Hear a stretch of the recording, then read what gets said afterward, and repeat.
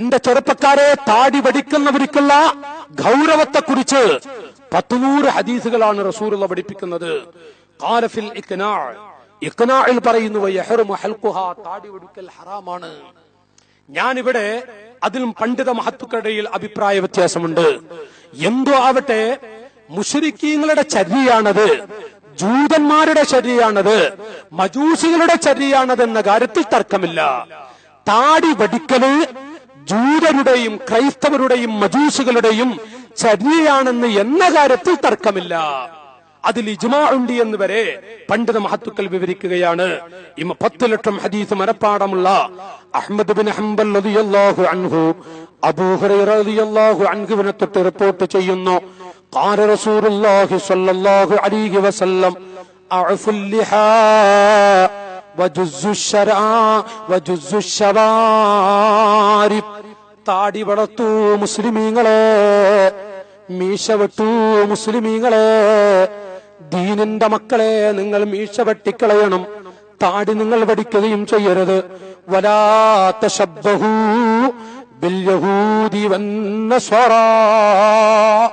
വ്യക്തമായി പറയുന്നു റസൂലുള്ളാഹ്, വലാ തശബ്ബഹു, ജൂതരോട് നിങ്ങൾ സാദൃശ്യമായി നടക്കരുത്, നസ്രാണികളോട് സാദൃശ്യമായി നടക്കരുത്.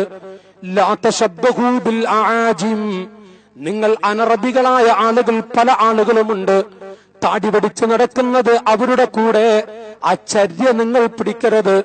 അഅഫുൽ ലിഹാ, അതുകൊണ്ട് താടി വളർത്തൂ.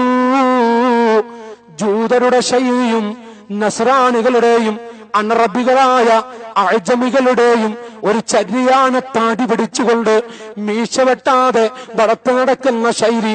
അതുകൊണ്ട് അത് വലിച്ചെറിയൂ മുസ്ലിം സമുദായമേ. സുബ്ഹാനല്ലാഹ്, റസൂലുള്ളാഹി പറഞ്ഞ ഹദീസുകൾ കഴിയുന്നില്ല. അബ്ദുല്ലാഹ് ഇബ്നു ഉമർ റളിയല്ലാഹു അൻഹു തൊട്ട് റിപ്പോർട്ട് ചെയ്യുന്ന ഒരു ഹദീസ് കൂടെ വായിക്കാം. അതിങ്ങനെ പറയുമ്പോ മനസ്സുകൊട്ട് മുസ്ലിമീങ്ങളെ, താടി പഠിച്ച ആളുകൾ, എന്റെ വാളുകൾക്ക് എന്റെ സ്റ്റേജിലിരിക്കുന്ന എന്റെ പിതാക്കൾ ഉമറാക്കളെ, ഇൻഷാ അല്ലാഹ് നാളെ തൊട്ട് ഈ മുഖത്ത് ഞാൻ ബ്ലേഡ് വെക്കില്ല. നാളെ തൊട്ട് എന്റെ താടിയിൽ എന്റെ ഒരു രോമം പോലും ഞാൻ ബ്ലേഡ് വെച്ചുകൊണ്ട് അവിടുന്ന് കളയുകയില്ല, നശിപ്പിക്കുകയില്ല.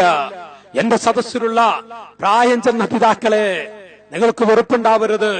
എന്റെ പ്രായം ചെന്ന പിതാക്കളോട് വിനയത്തോടുകൂടെ പറയുകയാണ്, നിങ്ങളൊക്കെയാണ് ഉപ്പമാരാ, പറയാതിരിക്കാൻ വയ്യല്ലോ ഉപ്പമാരെ, വയസ്സായ നിങ്ങള് ഇനി താടി പഠിച്ച് നടന്ന പറ്റൂലല്ലോ. നിങ്ങൾ താടി പഠിക്കരുത് എന്നതിന് വേണ്ടി തന്നെയാണ് ഞങ്ങളിത് പറയുന്നത്. പ്രായം ചെന്നവരൊക്കെ ചെറിയൊരു താടി വെച്ചിട്ട്, നിങ്ങളത് ബാർബർ ഷോപ്പിൽ ചെന്നാലും അവരോട് പറഞ്ഞാൽ മതി ഒരു ചെറിയ താടി, എന്നിട്ടെങ്കിലും നബി തങ്ങളുടെ അരികിലേക്ക് ഹാജരാവൂ.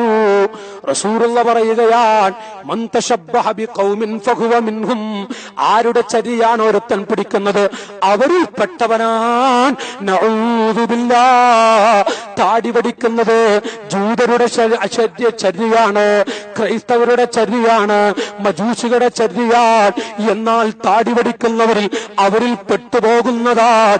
മൻ തശബ്ബഹ ബിഖൗമിൻ ഫഹുവ മിൻഹും ലൈസ മിന്നാ മൻ തശബ്ബഹ ബിഗൈരിനാ, നമ്മിൽപ്പെട്ടവനല്ല, നാമല്ലാത്തവരോട് സാദൃശ്യമായി നടക്കുന്ന മുസ്ലിം നമ്മിൽപ്പെട്ടവരല്ല. അതുകൊണ്ട് മുസ്ലിം സമുദായമേ, ലാ തശബ്ബഹു ബിൽ യഹൂദി വലാ ബിൻ നസ്വാറാ, ജൂതന്മാരോട് ക്രൈസ്തവരോട് സാദൃശ്യമാവരുത്. അവരോടെങ്ങനെയാ സാദൃശ്യമാകുന്നത്? അവരോടെങ്ങനെയാ അവരുടെ ചര്യ എന്താകുന്നു? അവരെ താടി പഠിക്കുന്നവരാൻ, അവരെ താടി വളർത്തുകയില്ല. അതുകൊണ്ട് ചെയ്തു പോകരുത്, സൂക്ഷിക്കണേ നിങ്ങൾ. ജീവിതത്തിൽ താടി പഠിച്ചു പോകരുതേ നിങ്ങൾ. ഇത് പഠിപ്പിച്ചു പോയ കാരുണ്യത്തിന്റെ മുത്ത് മുഹമ്മദ് മുസ്തഫ സല്ലല്ലാഹു അലൈഹി വസല്ലം.